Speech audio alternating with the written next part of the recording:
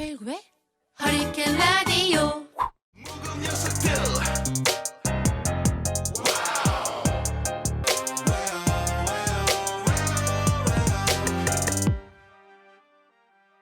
무거운 녀석들, 가벼운 뉴스는 가라. 무게 있는 뉴스만 골라서 서빙해드립니다. 무거운 녀석들, 무게 있는 뉴스 전해줄 무거운 녀석 두 분 나왔습니다. 뚱커벨 인사이트 K 배종찬 소장 어서 오세요. 안녕하십니까? 뚱블리 정상근 기자 어서 오세요. 네, 안녕하십니까? 네, 주말들 잘 보냈어요? 네, 잘 보낸 것 같습니다. 자, 청취자 여러분, 코너 끝에 방송만 잘 듣고 계시면 금방 맞히실 수 있는 무게 있는 퀴즈 내드릴 거예요. 지금부터 두 분이 전해줄 무거운 뉴스 잘 들어주십시오. 뚱커벨, 네. 먼저 첫 번째 무게 있는 뉴스 뭐예요? 북한 뉴스가 또 빠지지 않았는데요. 북한의 중요한 시험, 네, 네, 중대한 시험. 네. 중대한 시험입니다. 중대한 시험이라고 그랬는데 네. 뭐죠? 그제? 네, 북한이 이 최근에 뭐 미상의 발사체를 발사해오곤 했었거든요. 장사 정포도 발사를 했는데, 근데 이번에는 이 서해 동창리입니다. 네. 이 북한 ICBM과 관련 있는 실험 장소이기도 하고 바로 이곳에서 ICBM 엔진 시험을 했다고 합니다. 그랬죠. 네. 이 동창리 이 위성 발사 기지가 어디 있는지 아세요? 어디쯤? 평안북도. 평안북도. 네. 평안북도 그 신의주 바로 밑에. 네네. 이게 고체 연료, 고체 엔진 네. 뭐 연료 실험을 했다 이러는 건데 네. 우리 정부하고 트럼프 대통령 반응은 어떻죠 지금?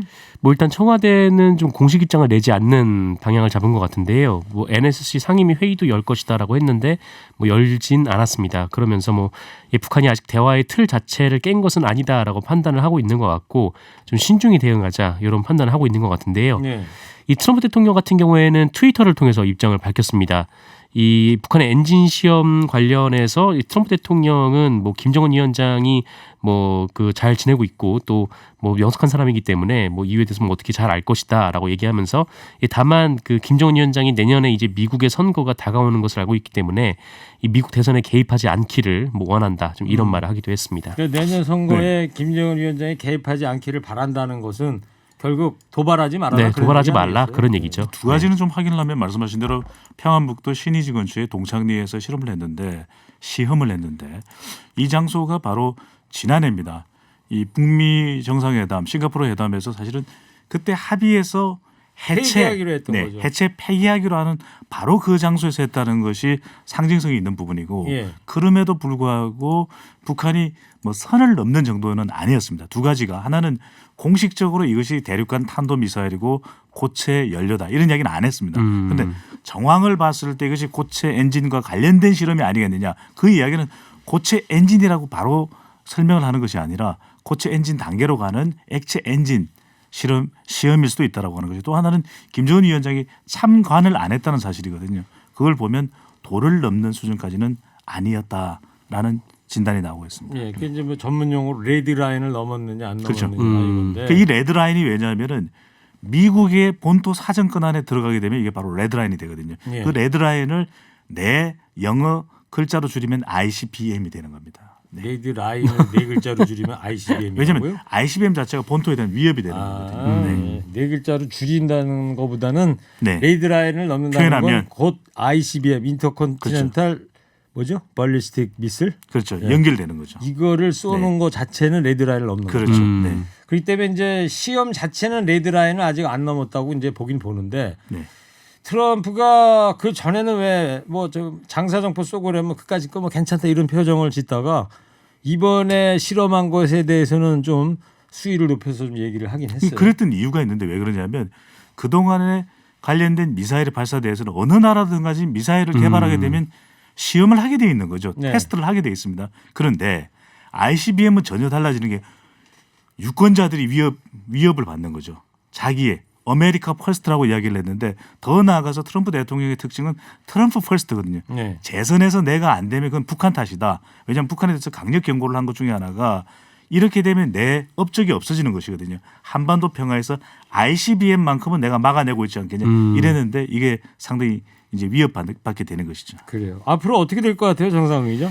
이 전문가들의 좀 그 의견이 좀 엇갈리는데요. 일단 김준영 국립외교원장이 오늘 CBS에 나와서 이렇게 얘기를 했는데 이 북한 입장에서는 뭐 이래도 뭐 협상 안 해, 뭐 이래도 협상 안 해 이런 식으로 좀 나오고 있는 거기 때문에 좀 ICBM까지 쏘기는 좀 쉽지가 않을 거다. 그러니까 네. 계속 대화 국면을 좀 유지하려고 할 것이다라는 얘기가 있었고 이 반면에 오늘 이제 뉴스공장에 나온 정세현 민주평화통일자문회의 수석부의장은 이 북한이 얼마 전에 이 성탄 선물은 미국의 태도에 달려 있다, 뭐 이런 말을 했다라고 지적을 하면서 북한이 이번 시험에도 좀 미국의 반응이 없을 경우 이 크리스마스쯤에서는 이 대륙간 탄도미사일을 발사하는 거 아니냐, 좀 이렇게 뭐 추정을 했습니다. 벌써 실험이 되겠죠. 네네, 실험을 하는 것이 아니냐라는 건데요. 그래서 이번 시험 같은 경우에는 좀 ICBM 엔진 출력을 높이는 실험일 가능성이 높기 때문에 네. 더 개선된 성능의 좀 ICBM을 발사하지 않겠냐라는 실험을 하지 않겠냐라는 것이고 또 여기에 덧붙여서 북한이 앞으로는 이 비핵화는 의자에서 벗어났다라고 했기 때문에 좀 미국과는 비핵화 협상이 아니라 좀 군축 협상으로 전환을 하지 않겠냐, 예. 좀 이렇게 전망하기도 이게 참 했습니다. 안타까운 거죠. 왜냐하면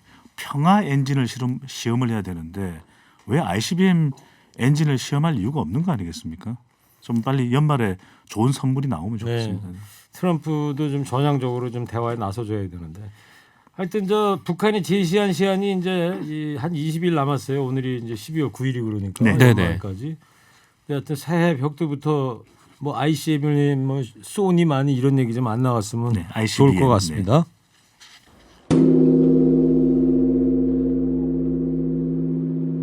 첫 번째 좀 무거운 뉴스 네. 했는데 네. 두 번째는 뭐예요? 네, 자유한국당의 새 원내대표 네. 소식입니다. 이건 가볍습니까 무겁습니까? 뭐 무거운 뉴스라고 할 수 있죠. 이것도 네. 전달하는 사람이 무거우니까요. 뭐 누가 대충 다 아시지만 네. 네, 이 심재철 원내대표 그리고 김재원 정책의장 위의장 조가 이 당선이 됐습니다. 오늘 총 4팀의 원내대표 그 팀이 나서서 이 선거를 했는데 1차 투표 결과 심재철 김재원 조가 1등, 이 강석호 이장우 조 그리고 김선동 김종석 조가 공동 2등을 해서요. 이 세 팀이 이제 결선을 했는데 과반 넘은 팀이 네, 없었습니까? 과반 넘은 팀이 없어가지고요. 여기서 이제 심재철 김재원 조가 과반을 넘어서 1등을 차지함으로써 네, 당선이 됐습니다. 예. 전부 자유한국당 의원이 108명인데 네.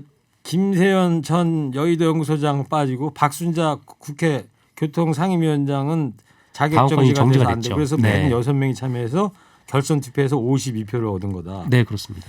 자, 뚱커벨 네. 신임 원내대표 당선으로 국회 상황 좀 변화가 있을까요? 이제 정기국회 오늘하고 내일 이틀밖에 안 남았는데. 한국당 내와 이제 다른 당과의 관계를 봐야 되는데 중요한 건 지금 당장은 다른 당과의 관계거든요. 이 패스트트랙과 관련해서 있는데 일단은 협의 모드가 있습니다. 왜냐하면 새 원내대표가 뽑혔기 때문에 신임 원내대표는 조금 더 유화적으로 다른 당과 협의하는 모습. 그러니까 나경원 원내대표와는 차별화가 되어 있는데 그래서 필리버스터 우리가 좀 이따 다른 뉴스로 이야기를 드리겠습니다만 필리버스터를 철회했습니다. 네. 그렇다면 상당히 이거는 뭔가 합의가 무르익어가는 분위기 아니겠냐. 전혀 아닙니다. 그렇지만 이 신임 심재철 원내대표는 어떤 이야기를 했냐면 이기는 합의를 하겠다. 이기는 합의. 예. 그리고 또 하나는 이제 이 협의의 분위기도 있지만 반면에 상당히 강성 원내대표의 탄생이다라고 볼 수 있는 것이 김재현 정책위 의장은 또 예결위원장이거든요. 네. 그런 만큼 심재철 원내대표는 상당히 강성이기 때문에 좀 충돌도 예상된다. 네. 일단은 이 본회의에 지금 패스트트랙이 상정되지 못한 상황이거든요. 이게 나중에 임시국회로 갈 경우에 얼마나 충돌 국면으로 이어질지 지켜볼 수밖에 없을 네. 거예요. 심재철 두 번씩이나 얘기하시네요. 네, 너무 강조했나요? 네. 무겁네요. 네, 자 무거운 원내대표, 네. 무거운 막중한 책임을 지고 있는 원내대표 심재철. 네, 정상훈 기자. 나경원 원내대표가 또 퇴임사를 했어요. 어떤 내용인지 짧게 좀 볼까요? 네, 오늘 의총에서 퇴임사를 했는데 이 정권을 2년 7개월 전 허망하게 빼앗기고 참 서럽고 분했다라는 말을 했고요. 그리고 자유한국당 의원들 모두 이 대한민국 헌법 가치를 지키기 위해서 분투했다라고 평가를 하기도 했습니다. 예. 자.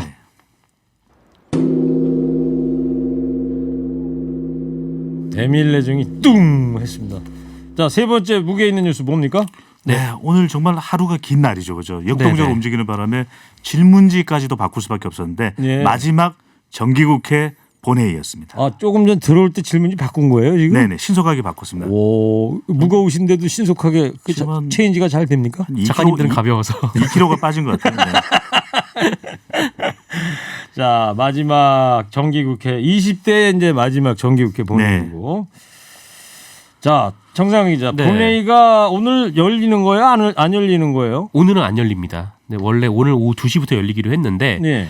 이게 지난 금요일 상황으로 좀 돌아가 보면 이 더불어민주당 그리고 자유한국당 이 바른미래당이 그 국회 정상화 합의 문턱까지 갔다가 이 자유한국당이 막판 거부로 합의에 실패하면서 이 문희상 국회의장이 오늘 본회의를 열기로 했던 거거든요. 예. 근데 당시 합의를 했던 그 합의에 직전까지 갔던 내용이 뭐였냐면 이 내년도 예산안 그리고 어린이 교통안전법 같은 민생 법안 이런 것들은 이제 본회의에서 처리를 하고 이 패스트트랙 관련 법안들은 이제 정기국회에서 처리하지 않는다 그렇게 합의를 했었어요. 근데 그럼 임시국회가 가서 한다는 겁니까 그러면? 네 맞습니다. 일단 정기국회에는 뭐 처리하지 않는다 이렇게 얘기를 해서 네. 합의가 이루어졌었는데 이번에 심재철 원내대표가 당선이 되고 오늘 한 정오쯤에 이 국회의장과 여야 3당 교섭단체 원내대표가 모여서 이 같은 합의를 또 이루었습니다. 네. 그러니까 3당이라는 게 자유한국당, 바른미래당, 네, 그리고 민주당, 민주당. 네, 네. 그렇습니다. 자, 뚱커벨. 네. 그러면 어제 합의됐던 4+1 회담 거기에서 뭔가 합의안이 도출된 걸로 알고 있는데 이거는 어떻게 되는 거예요? 이거하고 이건 그대로 가져가는 거예요? 아니면 자유한국당 신임 원내대표하고 또 협상을 하는 거예요? 협의를 해야 됩니다. 예. 이게 지금 본회의에 상정되지 못하고 임시국회로 밀렸기 때문에 지금 4+1 자유한국당을 제외한 겁니다. 여기서 논의된 내용과 또 심재철 원내대표 사이에 네. 협의가 이루어져야 되거든요. 왜냐하면 심재철 원내대표가 취임 일성으로 이야기를 했습니다. 이기는 합의를 하겠다. 그러니까 순순히 내주지는 않겠다는 이야기가 될 수밖에 없는데 두 가지 상황에서 좀 정리를 해봅니다. 하나는 결사 저지를 할까요? 그렇게 되지는 못할 가능성이 높습니다. 네. 왜냐하면 지난 4월에 아주 국회에 극혐이 되는 그런 상황도 연출됐는데 두 가지거든요. 하나는 합법적으로 저지를 할 수 있느냐 그렇지 못한 구석이 있습니다. 왜냐하면 계속해서 임시국회를 잘라서 열기 시작하면은 자유한국당으로도 속수무책이 되거든요. 예. 그다음 또 하나 여기 이제 정부 국회에 대한 비판이 쏟아질 수 있기 때문에 물리적으로 그럼 할 수 있느냐 물리적으로 하게 되면 또 다른 저항에 부딪힐 수 있기 때문에 그러니까 어떤 것은 내주고 어떤 것은 또 우리 쪽으로 끌고 오는 말 그대로 이기는 합의를 한다 했기 때문에 협의 쪽으로 갈 가능성이 상당히 네. 높고 본인 스스로 또 국회 부의장이거든요. 그렇죠. 사실 오선의 국회 부의장이면 당대표 선거에 주로 출마를 할 것으로 예상을 하는 사람들이 많은데 원내대표에 출마를 한 만큼 조정될 걸로 보입니다. 그래요. 네. 또다시 뭐 본회의장에서 물리력을 행사한다 그러면 지난번에 있었던 것 같은 국회 선진화법을 또 위반하게 되는 겁니다. 공멸이죠. 네. 자, 그러면 정상근 기자, 쟁점 법안들 민생 법안이나 뭐 패트에 올라가 있는 법안 처리는 언제쯤 될 것 같아요? 일단 이 패스트트랙에 올라간 법안 중에서 뭐 선거법 그리고 이 검찰개혁법, 공수처법 같은 것들은 뭐 일단 임시국회로 넘어가긴 했습니다만 오늘 이제 유치원법이 뭐 내일 국회 본회의에 포함이 되느냐 안 되느냐 이 부분이 좀 논의가 될 것으로 보이고요. 예. 다만 이제 이 쟁점 법안들을 언제 처리할 것인지는 지금 여야 그러니까 자유한국당과 더불어민주당이 얘기가 안 된 상태이기 때문에 좀 아직 뭐 언제 임시국회가 열려서 이게 통과될 것이다 이렇게 좀 말을 그래요. 하기에는 좀 이른 좀 상황입니다. 더 지켜보는 걸로 하죠. 네. 다만 이제 선거법은 올해를 좀 넘기기가 좀 어렵기 때문에 그 네. 전에 좀 임시국회가 있지 않을까 예상이 알겠습니다. 되고 있습니다. 자, 지금까지 오늘 무게 있는 뉴스들 무거운 녀석들이 전해드렸습니다. 인사이트계의 배종찬 소장, 정상근 기자였습니다. 두 분 감사하고요. 두 분께 네. 제가 어릴 때 부른 노래 한 곡 들려드릴게요. 제가 어릴 때 부른 노래요. 네. 현빈, 그 남자. 제가 여의도 현빈 시절이 있었거든요. 왜요? 뭐 기분 나빠요? 오늘 방송이 상당히 산만하네요. 자, 무거운 녀석들 다시 무거운 녀석들. 일부 행기의 이야기를 더 듣고 싶다면